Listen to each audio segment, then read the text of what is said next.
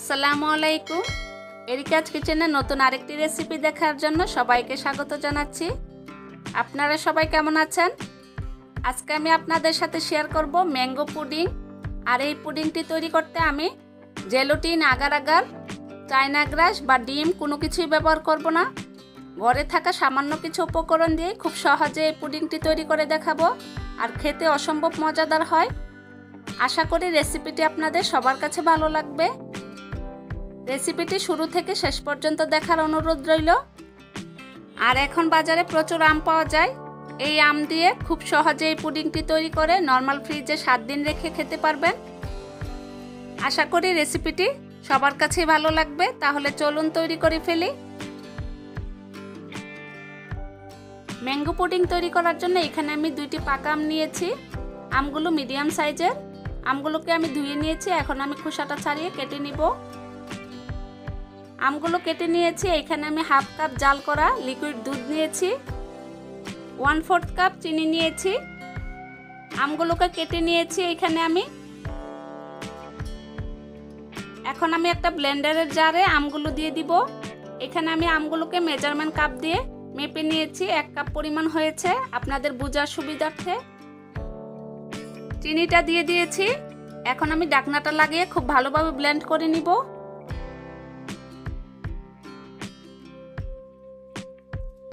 আমি ব্লেন্ড করে নিয়েছি। দেখুন কতটা স্মুথ হয়েছে। ঠিক এরকম ভাবে ব্লেন্ড করে নিতে হবে।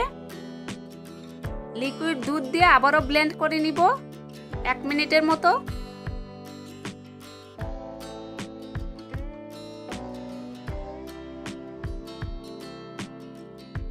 ব্লেন্ড করা হয়ে গিয়েছে। দেখুন কতটা স্মুথ হয়েছে। এখন আমি একটা হাঁড়িতে ঢেলে নিব। যে হাঁড়িটাতে আমি জাল করব সেই হাঁড়িটাতে ঢেলে নিব।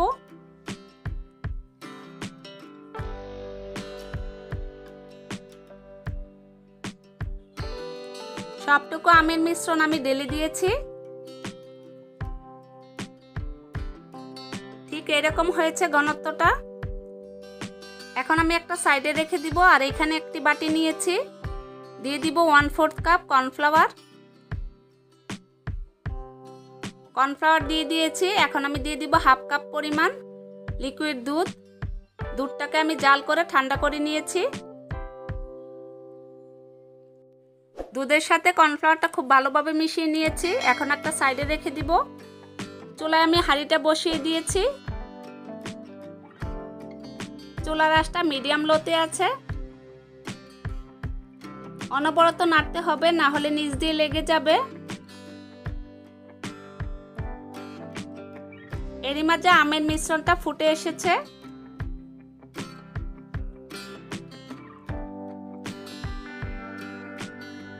আমি আরো 2 মিনিটের মতো জাল করে নিব।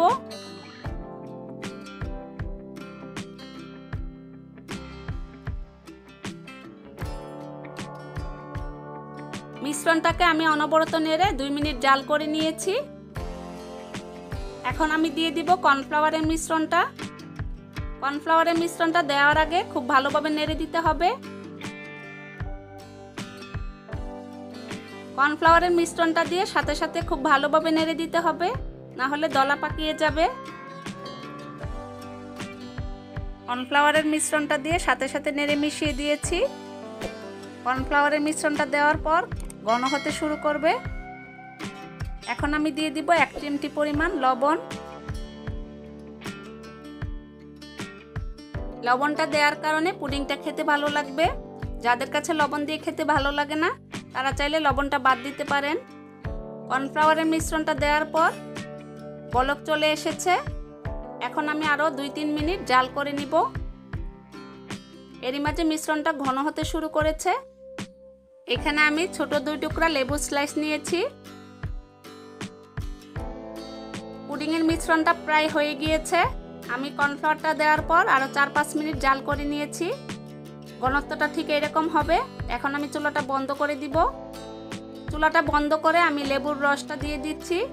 তাতে খুব সুন্দর একটা ফ্লেভার বের হবে পুডিংয়ের মধ্যে। আপনারা চাইলে এটা বাদও দিতে পারেন বা কেউ চাইলে ম্যাঙ্গো ফ্লেভারও অ্যাড করতে পারেন। পুডিংয়ের মিশ্রণটা আমি এই কাপগুলোতে ঢেলে নিব। আপনারা চাইলে অন্য যে কোনো বাটিতে ঢেলে নিতে পারেন। আর এই কাজটা গরম গরমই করতে হবে, না হলে জমাট বেঁধে যাবে। আমি সিলিকনের মোল্ড নিয়েছি, আপনারা চাইলে অন্য যে কোনো বাটিতে পুডিংটা সেট করতে পারেন। দেখলেন তো কতটা সহজে তৈরি হয়ে গেল ম্যাঙ্গো পুডিং। রেসিপিটি যদি ভালো লাগে আমার চ্যানেলটিকে সাবস্ক্রাইব করতে ভুলবেন না, আর ভিডিওটিতে একটি লাইক দিতে ভুলবেন না। সবগুলো কাপে আমি পুডিংয়ের মিশ্রণ ঢেলে দিয়েছি। এখন আমি অপেক্ষা করব ঠান্ডা হয়ে আসা পর্যন্ত। মিনিমাম 2 থেকে 3 ঘন্টা অপেক্ষা করতে হবে। আপনারা চাইলে নর্মাল ফ্রিজেও রেখে দিতে পারেন 2-3 ঘন্টার জন্য। ফিরে আসছি 3 ঘন্টা পর। দেখুন পুডিংগুলো খুব ভালোভাবে সেট হয়ে গিয়েছে। আমার হাতে সময় ছিল না, এজন্য আমি নর্মাল ফ্রিজে রাখিনি। আপনারা নর্মাল টেম্পারেচারে 2-3 ঘন্টা ঠান্ডা করে তারপর নর্মাল ফ্রিজে রেখে দিবেন 2 ঘন্টার জন্য। তাহলে পুডিংগুলো খেতে অনেক ভালো লাগবে আর খুব ভালোভাবে সেট হয়ে যাবে। এখন আমি একটা প্লেটে একটি পুডিং ঢেলে দেখাচ্ছি। দেখুন কতটা সুন্দর হয়েছে। আর ঢেলে নেওয়ার কাজটা একটু সাবধানে করতে হবে, যেহেতু আমি ফ্রিজে রাখিনি। দেখুন কতটা ইয়ামি হয়েছে আর কতটা কালারফুল হয়েছে, আর খেতেও ভীষণ মজাদার হয়েছে। আশা করি আমার এই রেসিপিটি আপনাদের সবার কাছে ভালো লেগেছে। রেসিপিটি যদি ভালো লাগে তাহলে আপনারা বাসায় ট্রাই করবেন আর আমাকে কমেন্ট করে জানাবেন কেমন লেগেছে। রেসিপিটি দেখার জন্য সবাইকে অসংখ্য ধন্যবাদ।